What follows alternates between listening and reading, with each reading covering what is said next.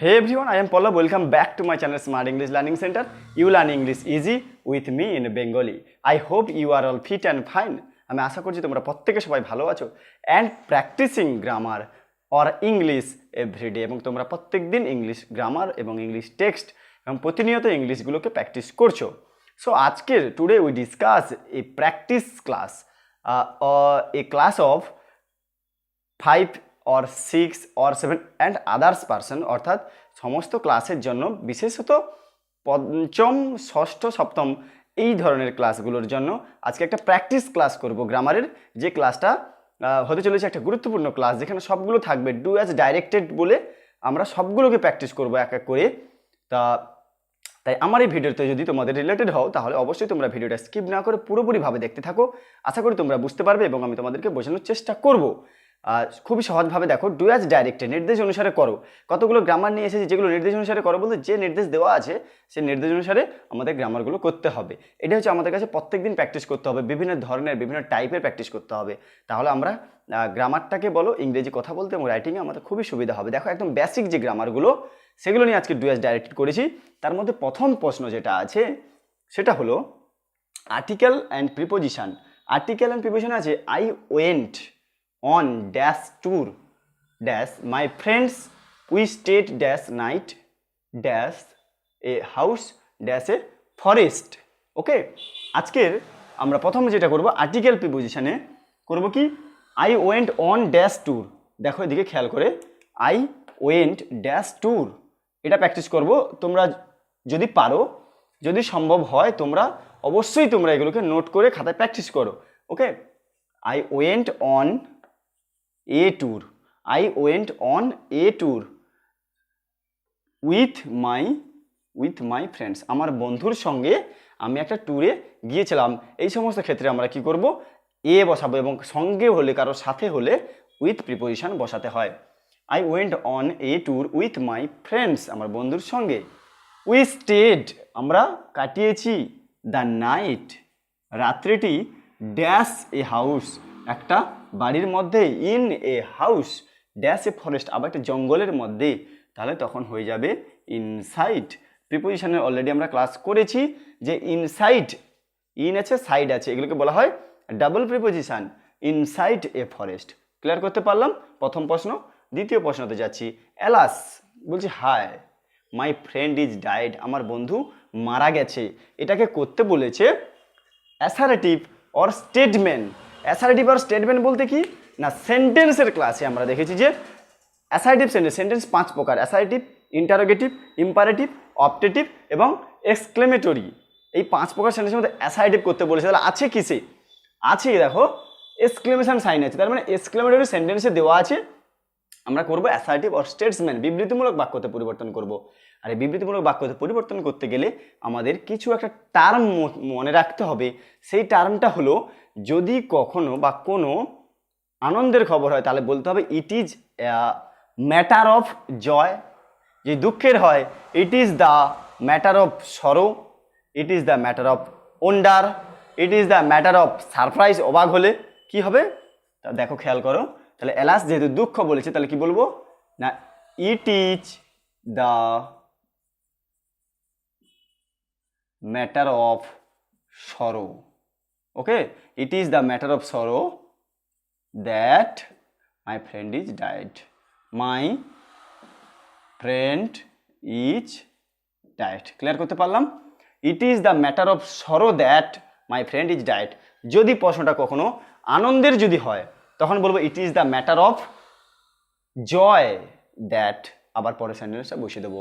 যদি কোনো অবাক কিছু করা বোঝায় তাহলে it is the matter of surprise that দিয়ে আমরা উত্তরগুলো করব। ক্লিয়ার করতে পারলাম, আশা করি বুঝতে পেরেছো। পরেরটাই যাচ্ছি 3 নম্বরে time and tide dash for none. Time এবং টাইড সময় এবং স্রোত কারোর জন্য অপেক্ষা করে না। আমাদের এখানে দুটো ভার্ব চুজ করতে বলেছে, ওয়েট অর ওয়েটস, কোনটা নেব। আমরা অধিকাংশ সবাই কি করি time and tide dash for none আমরা ওয়েটটাকে নেই, কিন্তু টাইম অ্যান্ড টাইডটাকে সাধারণ হিসেবে একটা সিঙ্গুলার নাউন হিসেবে ধরা হয়। টাইম অ্যান্ড টাইডটাকে একটা সিঙ্গুলার নাউন হচ্ছে একবচন হিসেবে ধরা হয়। তাহলে আমরা তখন কি করব, আমরা জানি থার্ড পারসন সিঙ্গুলার নাম্বার হলে ভার্বের সঙ্গে এস বা ইএস যোগ করতে হয়।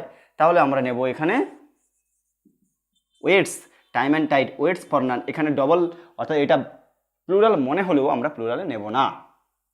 তারপরে দেখো 4 বলেছে a 100 rupees dash too much for them each or আর। এই সমস্ত নাউনেরগুলোর ক্ষেত্রে দেখো এ 100 রুপিজ 100 টাকা, এ 100 রুপিজ, তাহলে আমরা অধিকাংশ সবাই কি করি, ভাবি যে এটা একটা প্লুরাল, বাট নো, এটা this is a singular number, singular noun. তাই আমরা এটা বসাবো কি 100 রুপিজ ইচ। ওকে, ক্লিয়ার করতে পারছো? A 100 rupees each too much for this item. Okay. 5 sure enough it is Van Winkle. দেখো এই যে সাইনগুলো দেওয়া আছে, এটা বলেছে হোয়াট টাইপ অফ সেন্টেন্স, কি ধরনের বাক্য। তাহলে আমরা কি করব, sure enough it is Van Winkle, এটা হবে কি, এটা হয়ে যাবে এক্সক্লেমেটরি সেন্টেন্স। বুঝতেই পারছো, এক্সক্লেমেটরি সেন্টেন্স বা বিস্ময়সূচক বাক্য, এক্সক্লেমেটরি সেন্টেন্স, যেহেতু এই সাইনটা আছে। পয়েন্ট দেখো, my mother spent many days nights when I was unwell. Prefix or suffix, আমরা যেমন বাংলাতে পড়েছি প্রত্যয়, অব্যয়, এইগুলো প্রেফিক্স ও সাফিক্স। প্রেফিক্স মানে পূর্বে, সাফিক্স মানে পরে। আমরা যে ভার্বটা ব্র্যাকেটে দেওয়া থাকবে তার প্রেফিক্স নেব না সাফিক্স নেব, এবং অ্যাপ্রোপ্রিয়েট প্রেফিক্স সাফিক্সটা করতে হবে। দেখো আমার মা স্পেন্ড কাটিয়েছে মেনি ড্যাশ নাইটস, আমার অনেক রাত্রিটা কাটিয়েছে। হোয়েন আই ওয়াজ আনওয়েল, আমি যখন অসুস্থ ছিলাম তখন আমার মা অনেক রাত কাটিয়েছে। স্লিপ, ঘুমিয়ে কাটিয়েছে না ঘুমায়নি, তাহলে ঘুমন্তহীন মানে ঘুম নেই মার চোখে। তাই আমরা নেব কি না sleepness, sorry less, sleepless, sleepless night মানে কোনো ঘুম নেই, স্লিপলেস। তাহলে এটা কি হলো, পরে যোগ করলাম স্লিপলেস, এটাকে বলা হয় সাফিক্স। যদি প্রথমে যোগ করতাম তাহলে বলা হতো প্রেফিক্স। ক্লিয়ার করতে পারছো? তাহলে এটা হয়ে গেল কি ওয়েটস, এটা মুছে দিয়ে আরেকবার অনকালি দিয়ে করলাম ইচ, এটা স্লিভলেস। হ্যাঁ, এবার দেখো neither Raja nor Rani invited to the party. কি বলা হলো, neither Raja nor Rani invited to the party. Verb in agreement, verb in agreement বলতে বোঝানো হয় অ্যামিজার, ওয়াচওয়ার, হ্যাভ হ্যাজ, কোনটাকে আমরা বসাবো, কোন ভার্বটাকে নেব, এটাকে বলা হয় ভার্ব ইন এগ্রিমেন্ট। অর্থাৎ সাবজেক্ট অনুযায়ী আমাকে বসাতে হবে সাবজেক্ট ভার্ব এগ্রিমেন্ট। আমরা কি নেব তাহলে এখানে, নাইদার রাজা নর রানী। একটা জিনিস মাথায় রাখবে, যখন neither nor, either or, each, every এগুলো যোগ থাকে সেটা সিঙ্গুলার নাউন হিসেবে ধরা হয়, একবচন হিসেবে ধরা হয়। অতএব আমরা নেব নাইদার রাজা নর রানী ড্যাশ ইনভাইটেড ইচ ইনভাইটেড। কখনোই আমরা আর বসাবো না, এটা কিন্তু প্লুরাল হলেও বাট এটা একটা singular noun, neither nor either or. Clear? তারপরে দেখো each of the girls dash given a prize. Was না ওয়ার আমাকে চুজ করতে বলেছে, ঠিক খেয়াল করো।